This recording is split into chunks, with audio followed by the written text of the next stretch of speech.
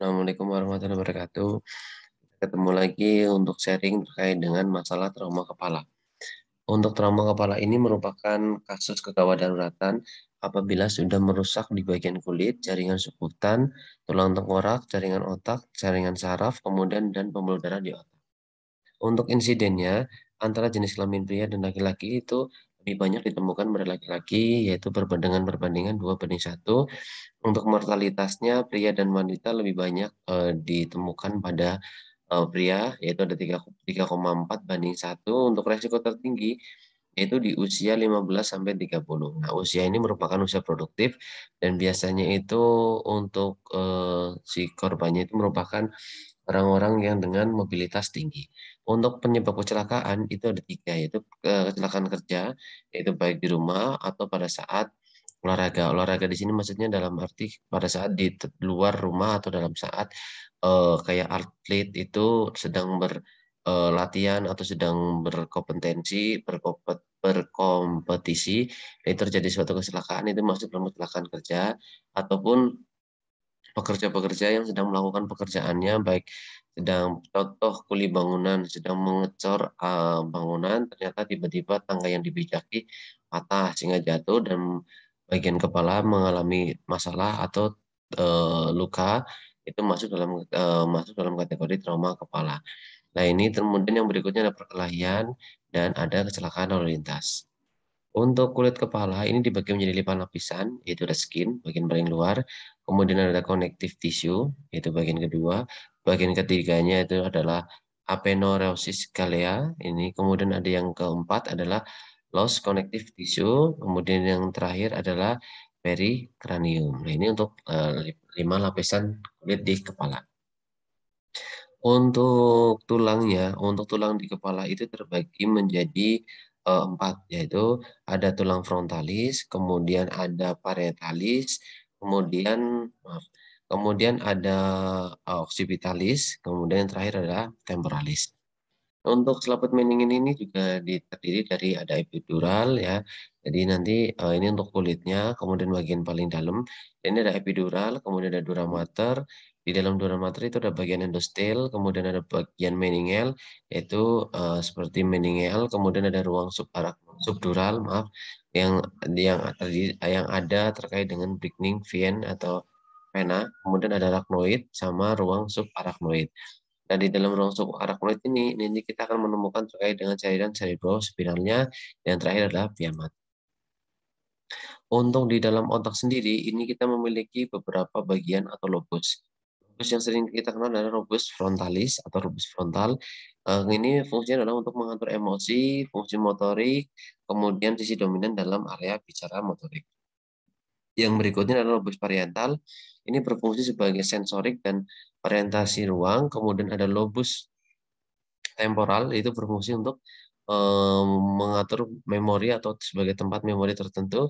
Kemudian yang terakhir adalah lobus occipital. Nah, lobus occipital ini sebagai sentral dari penglihatan ya. Kemudian di batang otak sendiri itu juga terdapat beberapa bagian, yaitu ada mesencephalon, pons, dan medulla oblongata. Nah, kemudian di medulla oblongata ini merupakan pusat kardiorespiratorik. Jadi, apabila terjadi masalah di dalam medulla oblongata, untuk fungsi kardio dan respiratoriknya pasti akan terganggu. Ya, kemudian untuk cerebellumnya ini merupakan fungsi koordinasi dan keseimbangan. Nah, kita sedikit melihat terkait dengan cairan cerebrospinal. Cairan cerebrospinal ini merupakan cairan yang ada di otak ya. Kemudian untuk normalnya, produksi cairan cerebrospinal adalah 0,2 sampai 0,3 ml per menit atau sekitar 500 ml per 24 jam. Ini untuk produksi normalnya. Kalau terjadi peningkatan tekanan intrakranial, biasanya tesisnya juga akan meningkat otomatis. Untuk kondisi di dalam otaknya itu pun tidak hanya segini, ada terjadi peningkatan.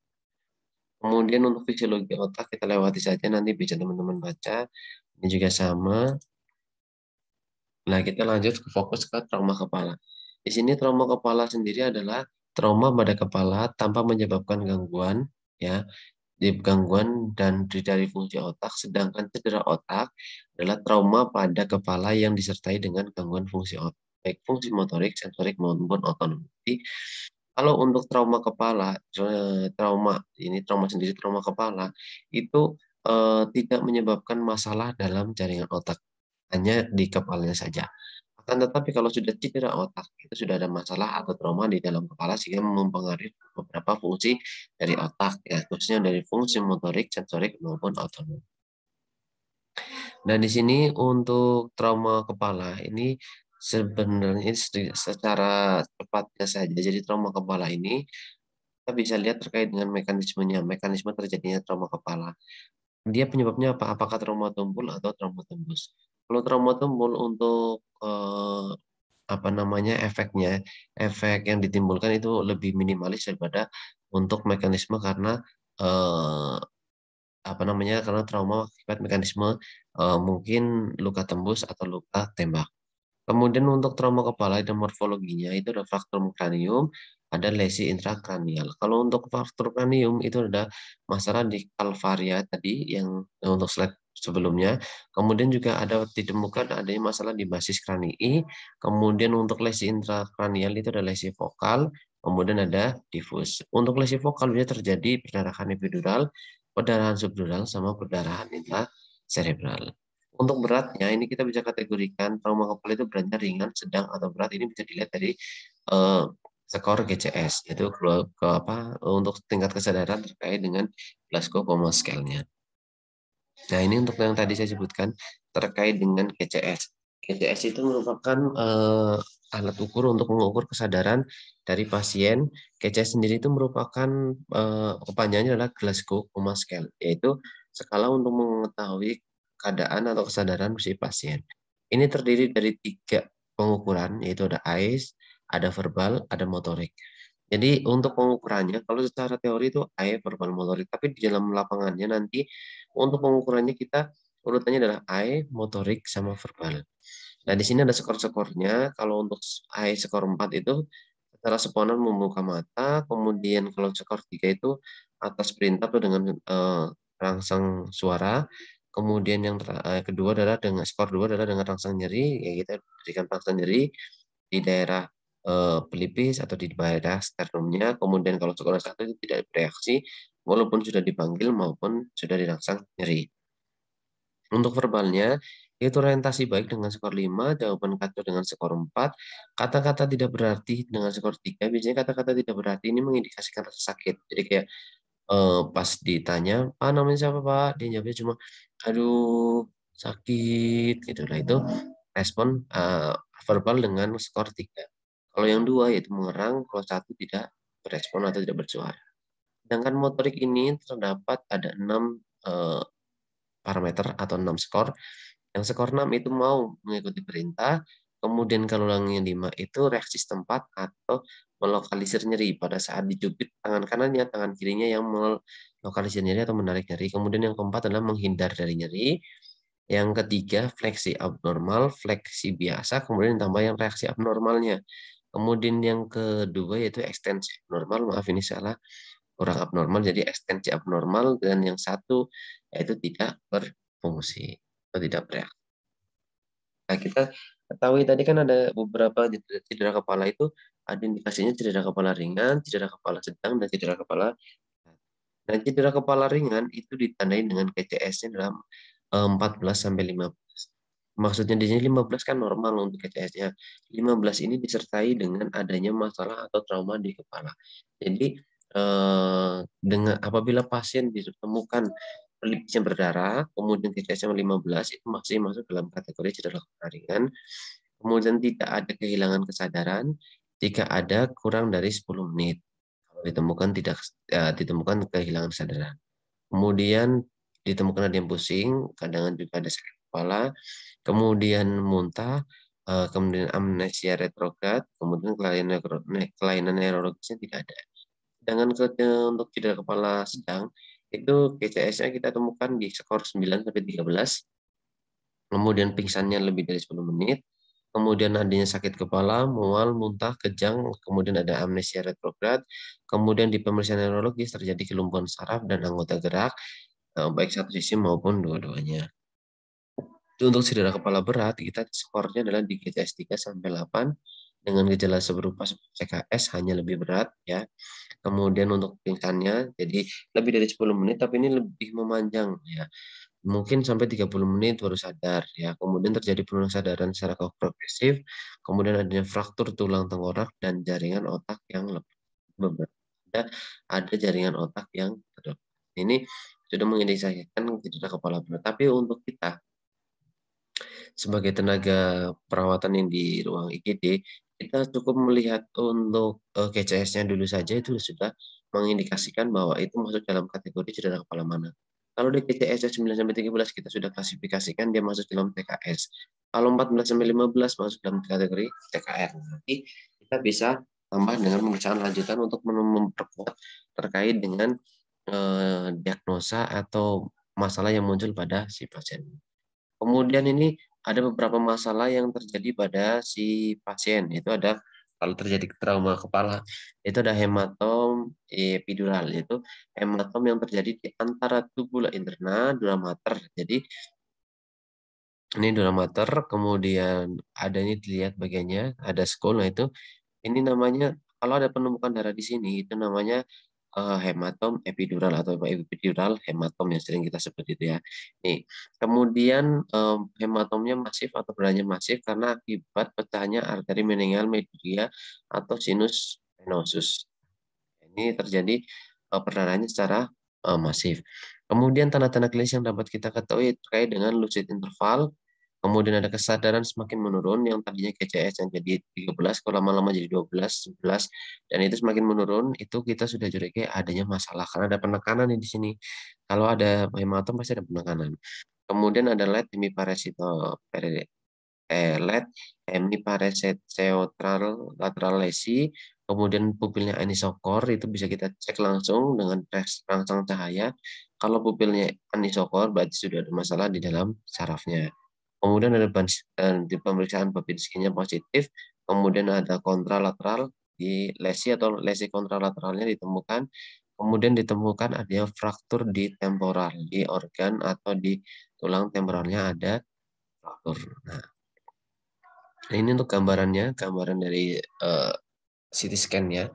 Dan di dari gambaran CT scan-nya ini kelihatan bahwa untuk CT scan otak gambaran terdapat adanya gambaran hyperdense di tulang tengkorak dan dura, umumnya di daerah temporal.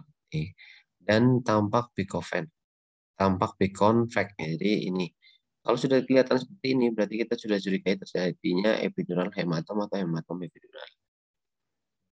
Kemudian untuk perdarahan yang terjadi biasanya di antara darah mater dan arachnoid akibat robeknya beginning vein ya atau venanya ya. Kemudian jenisnya ada akut, subakut dan kronik. Kalau akut berarti lucid intervalnya 0 sampai 5 hari. Kalau subakut itu lucid intervalnya 5 minggu dan kalau kronik lebih dari 3. Gejala dan tanda klinis yang sering ditemukan pada pasien dengan subdural hematom yaitu sakit kepala, terjadinya kesadaran yang menurun. Ini bisa ditemukan dan bisa tidak. Tapi yang sering terjadi adalah terjadinya sakit kepala. Biasanya kalau sadar. Dan untuk subdural hematom ini bisa kelihatan untuk di dalam ya. Ini kemudian dari sini kita zoom di sini. Ini posisinya seperti ini. Dan dari hasil CT scan-nya, CT scan otak ditemukan adanya gambaran hiperdens di antara dura mater dan arachnoid, umumnya karena robekan dari beginning vein dan tampak seperti. Jadi ini sebagai indikator bahwa terjadi penumpukan darah atau karena subdural hematom. Kemudian hematom subarachnoid ini gambarannya ya. Untuk gambarnya bisa kelihatan yang putih-putih ini ya untuk hematom subarachnoid. Untuk gejala dan tanda klinisnya itu terdapat kaku kuduk, nyeri kepala, bisa terdapat gangguan kesadaran. Untuk diagnosis berdasarkan CT scan adanya perdarahan di ruang subarachnoid.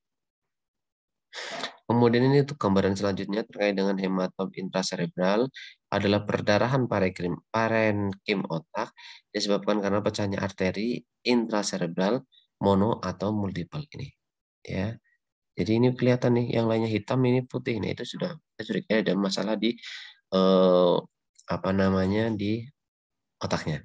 Kemudian untuk fraktur basis kranii itu ada anterior, media, posterior, dan sebagian diagnostik. Jadi untuk untuk anteriornya biasanya ditemukan adanya rhinore, kemudian perdarahan bilateral di periorbital dan ekimosis. Ini sering disebut dengan rakon S. Jadi seperti ini. Jadi pada pasien yang ditemukan matanya terdapat lebam di daerah sekitar mata seperti mata panda itu mata orang rakun ya, itu terdapat suatu perdarahan bilateral periorbital ekimosis. Kalau sudah seperti ini kita curigai terdapat fraktur basis ini. Kemudian pas dicek untuk tingkat penciumannya dia terdapat anosmia. Kemudian di medianya itu ada arteri, kemudian gangguan nervus di nervus 7 dan nervus 8. Kemudian apabila di posterior bisa dilihat kita bilateral mastoid ekimosis Barthelsen ya, Barthelsen. Jadi di sini ada tanda lagi untuk apa namanya kayak lebamnya di belakang telinga. Kalau sudah ada seperti ini kita sudah curigai adanya fraktur basis kranii. Untuk tambahan terkait dengan diagnostiknya kita bisa dengan tes halo atau tes betadine memastikan cairan cerebrospinal. Kemudian kita yang paling gampang adalah dengan menggunakan pemeriksaan CT scan. Untuk lesi intrakranial, ini ada komosio cerebri ringan, kemudian cerebri klasik, sama cedera aksonal difus. Jadi untuk perbedaannya, kalau di komosio cerebri ringan itu ada seperti ini, nanti teman-teman bisa baca ya. Ini untuk perbandingannya antara komosio cerebri ringan, cerebri klasik dengan cedera aksonal difus. Untuk penanggulangan trauma kapitis, yang pertama kita tetap masuk dalam pengajian di primary survey yaitu ada RB, breathing, sirkulasi, disability, sama exposure. Kalau untuk RB, kita bebaskan jalan nafas dengan memeriksa mulut, bila perlu lakukan intubasi.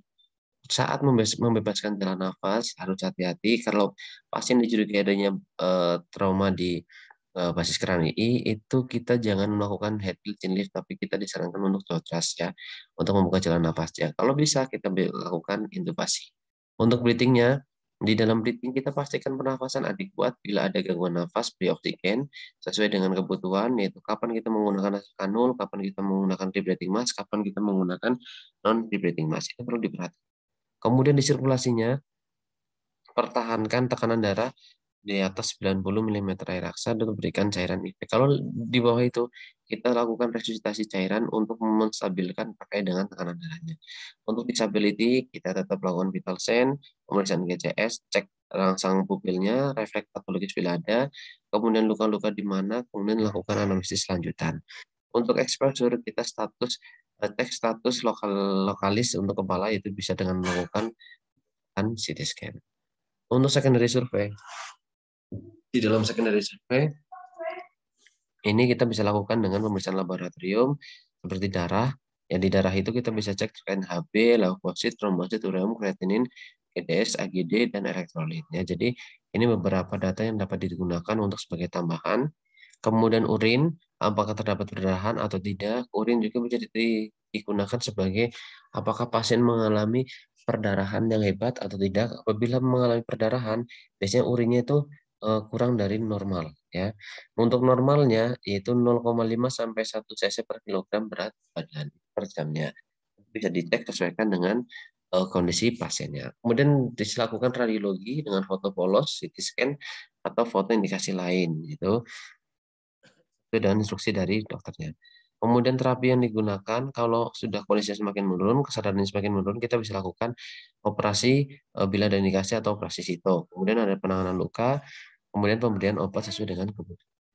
Untuk kasus ringan seperti kita bisa cek terkait dengan status umumnya sama neurotinya, kemudian perawatan luka-lukanya, kita lakukan perawatan pada luka-lukanya, pasien dipulangkan dengan pengawasan ketat oleh keluarga selama 40 jam karena banyak sekali yang bukan kita sih yang biasanya dicurigai dimaksud dalam cedera kepala ringan, ternyata pada saat dipulangkan tidak mendapatkan pemantauan malah keadaannya semakin.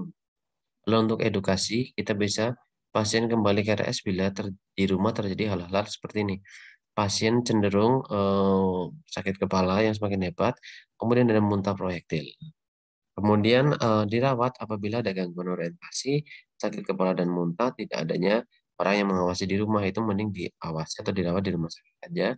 Kemudian letak rumah jauh dari itu sudah merupakan indikasi pasien dirawat di rumah. Nah, ini untuk tata laksana trauma kapit sedang dan berat, yaitu kalau ditemukan KCS 3 sampai 13, nah ini kita bisa lakukan penanganan ABC, yaitu airway. Ini bukan sirup, bukan kecap ya, tapi airway, breathing, sirkulasi. Kemudian pantau tanda-tanda vital, pilih GCS, gerakan ekstremitasnya seperti apa, sampai pasien sadar, kemudian pemantauan tiap 4 jam sekali terkait dengan pemeriksaan GCS sampai GCS-nya kembali normal. Kemudian untuk perhatian khusus itu mencegah terjadi hipotensi karena adanya perdarahan. Ya. Ini kemudian ada hindari apabila terjadi kondisi sebagai tekanan darah sistolik kurang dari 90, ini harus dilakukan penanganan segera, suhunya meningkat, frekuensi nafas lebih dari normal atau lebih dari 20 kali per.